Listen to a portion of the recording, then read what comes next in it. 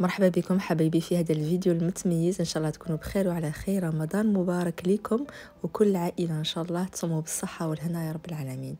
اليوم جبت لكم حبيبه الجماهير الجزائريه وكل ما يذوقها مام يكون من اجناس اخرى يهبل عليها.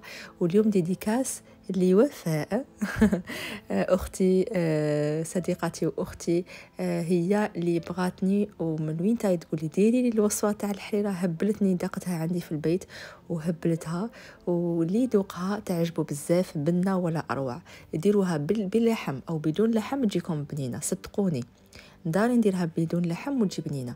غير شوفوا الوصفه وقولوا بالسم وبسم الله وتجيكم الحاجه بنينه. وديروا حاجه بحب، هذا مكان وبالثقه. هي اليوم ديريها للفطور، ما ديريش الشوربه. اليوم ديروا الحريره، ما ديري لا شوربه فريك، شوربه تاع فريك، ما ديري شوربه تاع الفيرميسال لا والو. ديري لي الحريره تاع دروك اللي باين نديرها لك وغادي تنجح لك 100%، صدقوني. نبداو بالمقادير حبايبي. مقادير مضبوطه وغير بنتك الصغيره قادره توجدها، سهله بصح راه يكونوا عندك كاع هاد المكونات. نبداو بسم الله ببركه الله. المقادير: خاصكم حبايبي 4 حبات من الطماطم. تبغي الحريره بزاف يكون عندكم الطماطم. الجزر 3 حبات جزر، عندكم 3 حبات بصل، ووحده كورجيت كما راكم تشوفوا، وحده كوسه باللغه العربيه. عندكم 3 حبات بصل، وحده جويه، وحده فلفل حار، كميه قليله من اللحم. لما تواجدش معليش. القزبر ضروري في هذه الوصفه، والكرافس ايضا ضروري حبايبي. عندكم الطماطم، الجزر، البصل، الكوسه واللحم. ملعقه كبيره من الزبده. وبالنسبه للتوابل تبغي بزاف الكرويه، كافغي باللغه الفرنسيه.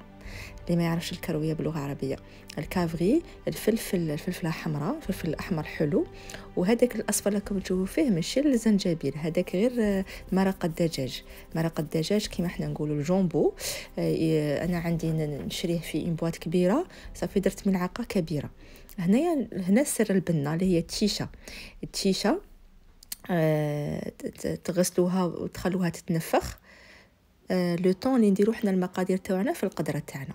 درت كيما راكم تشوفوا حبايبي الزيت، شويه تاع زيت، وملعقه كبيره من الزبده، ودرت الكميه تاع اللحم. قلت لكم بلا لحم تجي بنينه، صدقوني.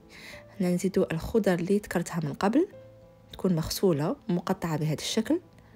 فاصون كل شيء غادي يدوب، ما تقطعوهاش صغيره بزاف. ومن بعد زيدوا الكرافس يكون مغسول. كما قلت لكم الطماطم، ماذا بكم تقووا الطماطم في هذه الوصفه باش تنجح لكم 100%. ونزيدوا القزبر، النقص ولا الغاز غايه الغايه. ونزيدوا التوابل بوغ لانستون درت غير الكارويه اللي هي الكافغي، ودرت الفلفل، ملعقه صغيره من الفلفل الاحمر الحلو، والفلفل الاسود. ويكون عندكم الجومبو من الاحسن ديروا هذوك المكعبات الصغار، يزيدوا تاني البنه. ولي ما يبغيش الجومبو ضد هذا الجومبو والمرق الدجاج يدير الملح. هنا زدت ملعقه كبيره من المعجون الطماطم. ماذا بكم تقلوه في البدايه باش تجيكم بنينه. نديروا كل شيء في الاول، حاجه سهله وبنينه. ونزيدوا ديك التيشه اللي بعد ما تنفخت في الماء وزدناها. بعد ما شت كل قليت غايه الغايه الخضر مع القزبر والكرافس ايتو، زدت له الماء. يكون من الاحسن غليتوا الماء، زيدوا له الماء. هنا بعد ما طابت ما شاء الله الخضره واللحميتو، قلحت الكرافس والقزبر درتهم في ناسيت، واللحم تاني في نوت اسيت.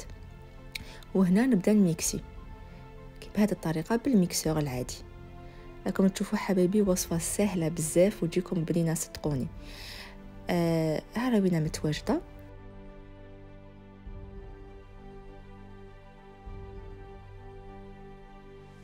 شوفوا انا حكيت لكمش على الريحه، ما شاء الله تبارك الله. راني نغير فيكم وانتم صايمين. نزيد هذاك الجويه اللي هي الفلفل الحار، ونزيدوا اللحم اللي قطعته الى قطع صغيره. وشوفوا معايا ما شاء الله تبارك الرحمن، حريره رائعه.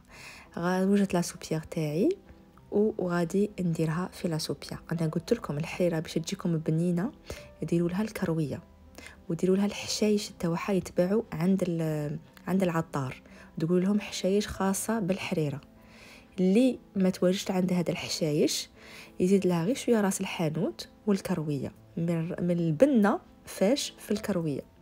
انا هذه الوصفه تاعي اللي نعتمدها وتجيب بنينه. وكاين وصفات اخرى اللي تندير بالفرينه وتندير، كاين وصفات اخرى متنوعه الحريرات الجزائريه وخاصه حريره الغرب الجزائري، ولكن هذه اللي انا نعتمدها دائما وتجيب بنه ولا اروع ويهبلوا عليها وفيها فايده كبيره للصحه تاعنا. ان شاء الله حبايبي يكون عجبكم الفيديو تاع اليوم واستفدتم منه ولو القليل، ونلقاكم بخير وعلى خير في فيديوهات اخرى ووصفات اخرى قريبه ان شاء الله. مع السلامه، صحه فطوركم.